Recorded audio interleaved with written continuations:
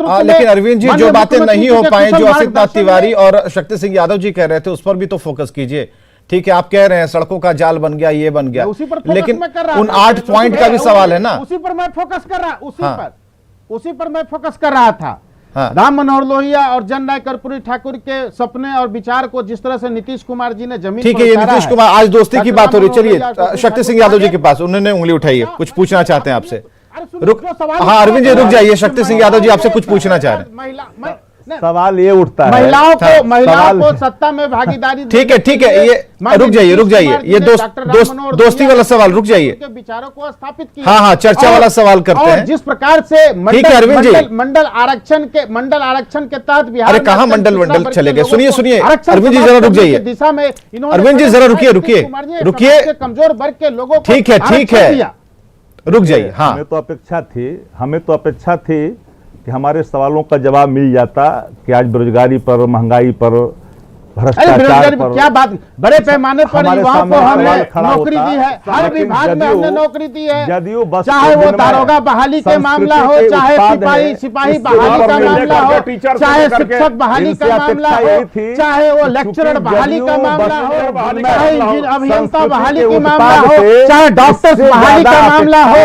Nurse बहाली का मामला हो, हर तरह के रिक्रूटमेंट में हमारे मुख्यमंत्री जी ने समान रूप से भ्रष्टाचार की नौजवानों को, राज्य के हर रिक्रूटमेंट में प्रदान किया है। हाई कोर्ट इन पर डंडे चलाते नहीं है, जिनके हर रिक्रूटमेंट में रॉयल ब्लड के एक वर्ग के लोगों का पदस्थापन होता है। मैं हल्ला नहीं करना चाहता हूं, लेकिन बात नहीं कर सकते, आप एक एक करके आप जवाब लेना चाहिएगा, तो फिर आप मेरे पास आएंगे, मैं जवाब दूंगा। ये जदयू के वस्तु विनिमय संस्कृति, यही पटना हाईकोर्ट ने आरजेडी शासन को जंगल राज की इनका प्रलाप वही हो, पटना हाईकोर्ट ने जंगल राज की और पुलिस राज किसने कहा, पुलिस राज भूल गए क्या, पुलिस राज आतंक राज, कानून का राज नहीं होने का उन्होंने याद दिलाया था। 25,000 करोड़ का 2,500 करोड़ का सृजन, जिसके डर से आप कुर्सी से बने हैं। लोकसभा में जो पार्टी शून्य है, लोकसभा में जिस पार्टी का अनुत्तरित है, घोटाला, जिसका घोटाला, सारे सवालों के आज उत्तर नहीं मिले हैं राज्य की जनता को। ऐसे क्या हो रहा है, साफ कर दिया, वेतन नहीं मिल रहा है, बैंकरप्सी की स्थिति है, ऐसे दल लाले पड़े हुए हैं, विकास की योजनाएं रुके हुए हैं, थोड़ा अपने सवाल पर कोई चर्चा नहीं करता, अपने गिरवान में जाके आपने श्रद्धांजलि दी। चलिए, पक्ष के अपने तर्क हैं, इस दोस्ती के अलग मायने हैं, और विपक्ष का सवाल अपनी जगह पर है, और विपक्ष अपने तरीके से सवाल का जवाब मांगना चाहता है, जायज भी है। विपक्ष का काम है कि आप गलत करेंगे तो आपके कुर्ते को पकड़कर खींचकर हम पूछने का पूरा अधिकार है, अगर मजबूत विपक्ष है तो जरूर पूछेगा। वरिष्ठ पत्रकार हमारे साथ अरुण पांडे जी मौजूद हैं। अरुण पांडे जी, किस तौर पर इस दोस्ती को देखते हैं, इस दोस्ती के फायदे नुकसान सभी काम चाहते हैं आप जिक्र करें, और कैसे, क्योंकि आज जो ये तस्वीर आई है जो हम दिखा पा रहे हैं, नीतीश कुमार ने सफेद बोर्ड पर जो शुभकामना संदेश लिखा है, तो जो शक्ति सिंह यादव जी कभी की बात कर रहे थे वो उससे भी दिमाग में है, वो भी बात जहन में, जो असित कह रहे थे कि इतिहास में भी कई चीजें देखी गई हैं, हालांकि सब दिन एक समान नहीं होता है, तो आज तस्वीर कुछ इस तरह की है। आज जो दोस्ती भाजपा और जदयू में है, स्वाभाविक रूप से प्रधानमंत्री का जन्मदिन है, और किसी का भी जन्मदिन होता है तो शुभकामना दी जानी चाहिए। इस पर कोई जिस ढंग की टीका टिप्पणी हो रही है, मुख्यमंत्री ने जो सवेरे ट्वीट किया और फिर आज स्वास्थ्य विभाग के कार्यक्रम में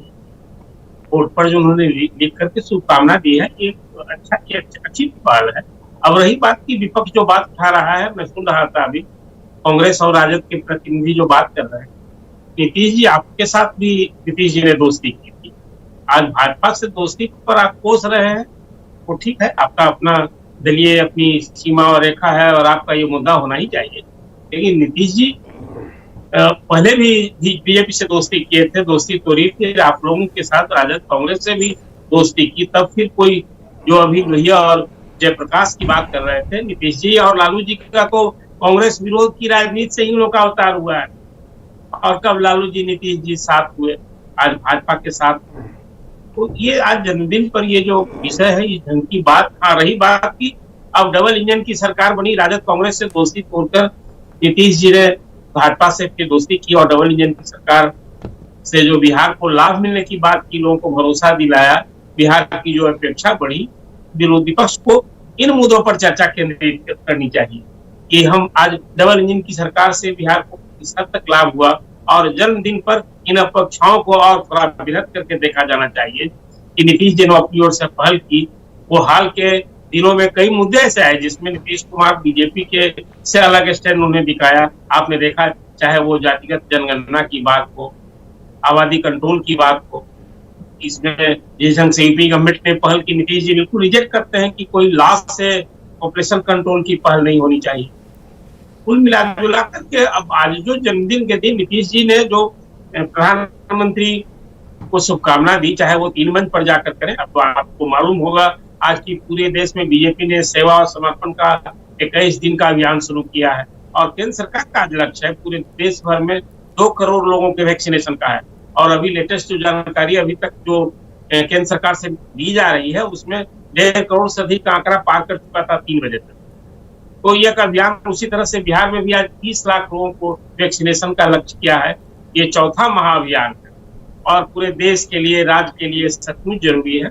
इसमें दल कोई हो, हर लोग को इसमें रचनात्मक भूमिका निभानी चाहिए। चलिए, ये जो आंकड़े हैं हम समझ पा रहे हैं, लोगों की जो भागीदारी है, जो वैक्सीनेशन ड्राइव चलाया जा रहा है, जिसे आप बड़े गिफ्ट के तौर पर देख रहे हैं कि प्रधानमंत्री को दिया जा रहा है गिफ्ट के तौर पर, जो उनकी सोच है उसे और भी समृद्ध बनाने की कोशिश की जा रही है। तो अच्छी बात है, लोगों का अगर यहाँ पर हुजूम यहाँ पर बढ़ता है और खासकर इस दिन को यादगार बनाने की कोशिश की जा रही है, तो एक अच्छी पहल है। बहुत बहुत शुक्रिया आप सभी का आने के लिए, अपनी अपनी बात रखने के लिए, खासकर विपक्ष ने